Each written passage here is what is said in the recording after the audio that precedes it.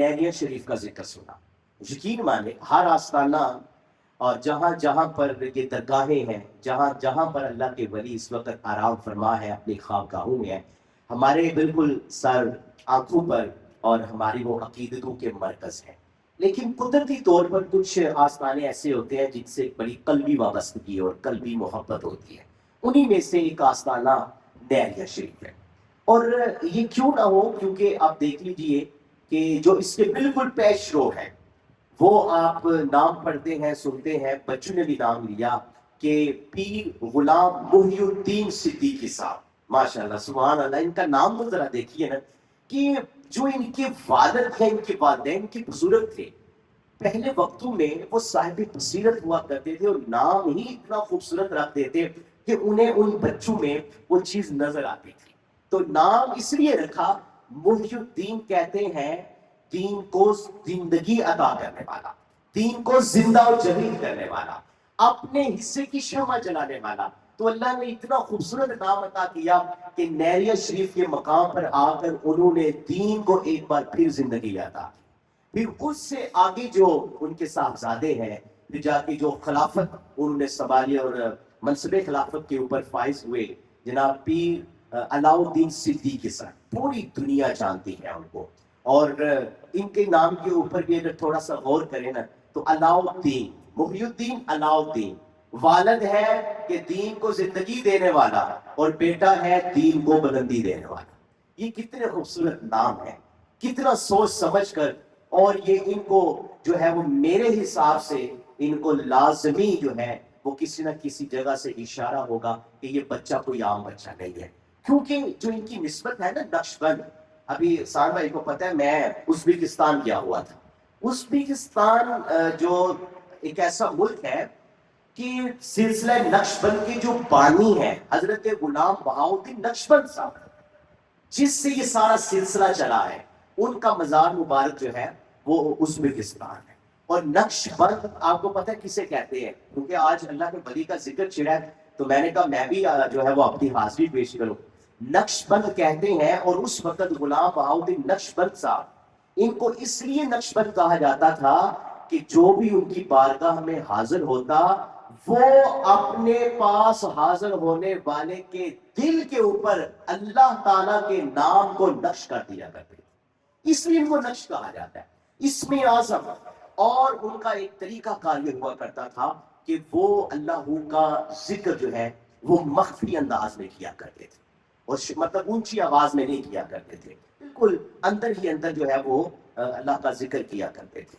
تو یہ جو سلسلہ نقشبند ہے، یہ اس کا جو فیض ہے یہ حضرت بہاؤالدین نقشبند صاحب جو ازبکستان میں اس وقت ان کا مزار مبارک ہے، یہ جو ہے وہ ادھر سے آیا ہے. پھر ان کے جو آگے مرشد ہیں، ان کا نام اس وقت میرے ذہن سے نکل گیا، پر ان کے آخر پہ کلیار آتا ہے. تو وہ بھی کیا کرتے تھے، وہ ایک دن راستے میں وہ سید تھے، لیکن وہ کیا کام کیا کرتے تھے؟ برتنوں کے بنانے کا. جس طرح ہمارے یہاں کمہار کام کرتے ہیں نا، اسی طرح برتن کا کام کیا کرتے ہیں، مٹی کے برتنوں کا. تو ایک دفعہ وہ راستے میں جا رہے ہیں اور ان کے بھی آگے مرشد صاحب تھے. آپ نے بابا سماسی، یہ سال بھائی آپ جب شجرہ پڑھیں گے نقشبندیوں کا تو اس میں یہ سارے جو اولیاء اللہ ان کا نام آتا ہے. بابا سماسی، بابا علی رمیتنی، یہ سارے نام جو ہیں، یہ سارے 7 مزارات جو ہیں یہ ازبکستان کے اندر موجود ہیں. تو یہ جب ان کو کیونکہ خواب کے اندر دکھا دیا گیا تھا کہ ازبکستان کے اندر ایک ایسا درویش پیدا ہونا ہے جس نے اس ملک کے اندر دین کو بلندی عطا کرنی ہے. تو یہ ایک دفعہ جا رہے تھے تو حضرت بہاؤالدین نقشبند جو ہے وہ کھیتوں کے اندر کام کر رہے تھے، بالکل اتنی چھوٹی سی عمر تھی. تو جو ان کے پیر صاحب تھے تو انہوں نے جب دیکھا نا تو دیکھ کر ہاتھ پکڑا اور ایسے ہاتھ پکڑ کر کہا بیٹا تمہارا اصل کام یہ نہیں ہے، تمہارا اصل کام کوئی اور ہے. پھر پکڑ کر وہ لے کے ان کی تربیت کی، اور تربیت بھی اس انداز کے ساتھ کی. حضرت بہاؤالدین نقشبند کے پاس جو بھی بندہ جاتا وہ اس انداز کے ساتھ اس کے دل کے اوپر اسم اعظم کو نقش کر دیا کرتے، اس بندے کا ٹوٹا ہوا تعلق رب کے ساتھ جوڑ دیا کرتے. یہ ہے اولیاء اللہ کی اصل میں تعلیمات. اور یہی پیر علاء الدین صدیقی صاحب جنہوں نے اپنے دور کے اندر سب سے پہلے وہ کیونکہ کیو ٹی وی کے اوپر بھی کام کرتے، پھر انہیں اپنا نور ٹی وی بھی بنایا. اور جس طرح ایک بچہ بھی یہاں پر ذکر کر رہا تھا کہ اسلامو فوبیا کے خلاف جو انہوں نے احتجاج ریکارڈ کروایا، پوری دنیا اس کے اوپر گواہ ہے. اور اس وقت کے شیعہ، اس وقت کے سنی سب متحد ہو گئے، اور پیر صاحب نے سب کو ایسے اکٹھا کر دیا اور سب کو اکٹھا کر کے ایک ہی پیغام دیا، کیونکہ وہاں پر ایک گستاخانہ فلم بنی ہوئی تھی. اور آپ نے پارلیمنٹ کے باہر یہ واقعہ 6 اکتوبر کا ہے 2012 کا، تو اس وقت سب کو اکٹھا کر کے یہی پیغام دیا، کہا اگر آج ہم متحد نہ ہوئے نا تو اس کے بعد کئی اور گستاخانہ فلمیں بنے گی. تو اللہ تعالیٰ نے آپ کو اس احتجاج کے بعد کامیابی عطا فرمائی. پھر یورپ کے اندر آج بھی کتنی بار کتابیں لکھی جا چکی ہیں.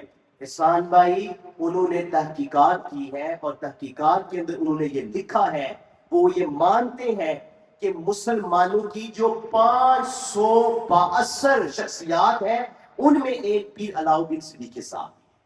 562 شخصیات، یعنی جن کو دیکھ کے بندے جو ہے وہ کلمہ پڑھ لیا کرتے تھے، مسلمان ہو جائے. اتنا اللہ تعالیٰ نے آپ کو نوازا.